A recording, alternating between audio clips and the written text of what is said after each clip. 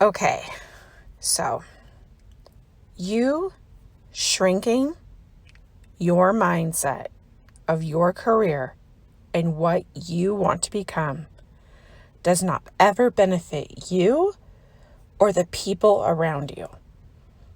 And the reason I really I'm impassioned about this is because when I went into cosmetology school, I knew how many options I had.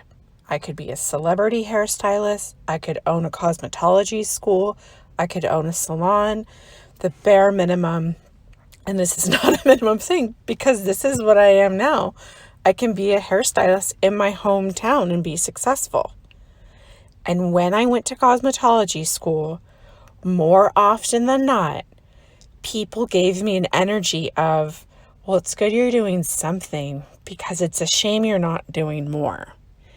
And then after I got my license, I went and became an assistant, right? And people more often than not gave me the energy of, oh, so you're just an assistant. And then after that salon, I went to a bigger salon. And this salon was magic for me because there was 25 to 30 hairstylists who the most senior hairstylists had not trained together, but they were a big part of the formation of our entire industry. And then there were people who had been doing hair for 20 years, for 22 years, for 25 years, for 15 years, for 3 years. And what ended up happening was I felt like I had reached Camelot.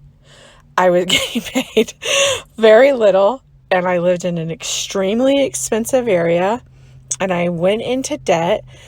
But when I was at work, I was learning through osmosis, not only from the stylist that I was working under that was paying me, but from all of the hairstylists around me.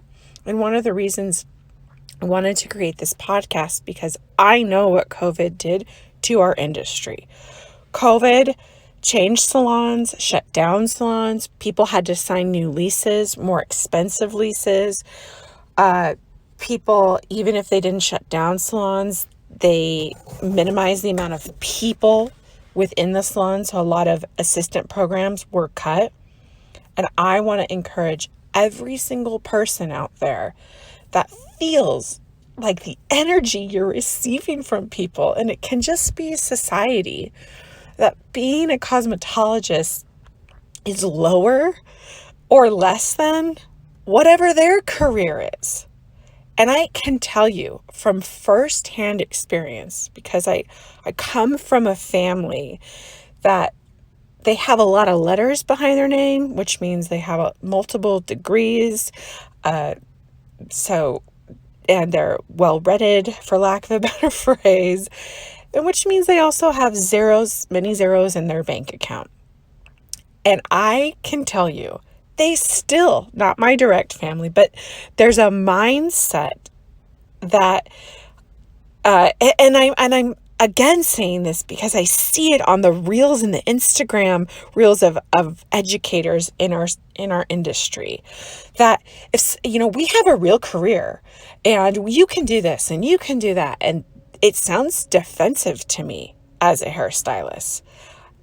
One thing I know that always works when someone will say to me, well, why hair? Why did you choose hair? Because I have a lot of contacts and a lot of them are not hairstylists.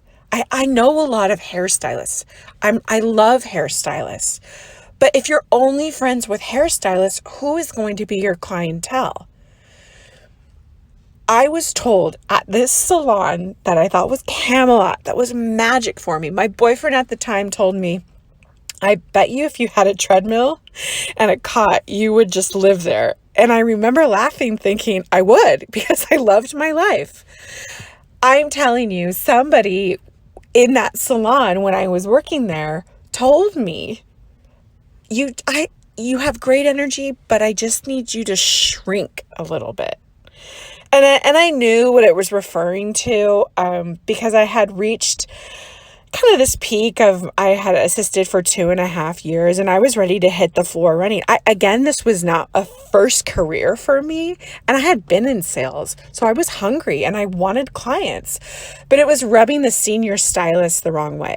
Anyway, that's a boring story. This is like 10 years ago.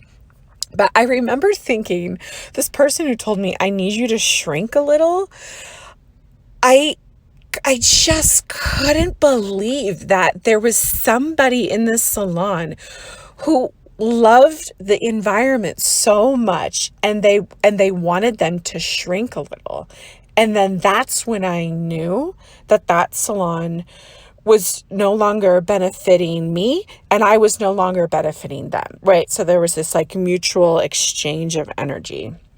But I'm telling you right now, because of Snapchat, because of TikTok, because of Instagram, you do not serve yourself by shrinking your mindset. If you want to be a celebrity hairstylist, do you know how many celebrities there are out there on an international level?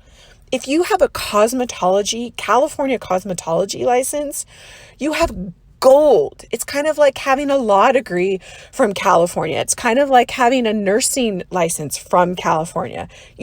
We have such high standards, comparatively speaking, not only in the United States, but to the rest of the world. Our industry was basically born in Los Angeles.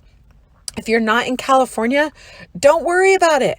There's so many hairstylists on Instagram in these, and I keep bringing up Instagram, but there's just a lot out there, YouTube, and none of it is crap.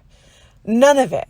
If it gives you more confidence to be the person that you imagined you could be when you first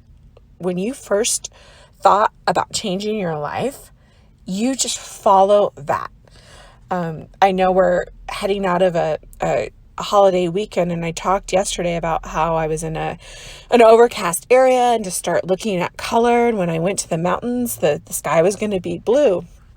And we were going up to the mountains, and my boyfriend was listening to that episode, and he said, "How did you know the sky was going to be blue?"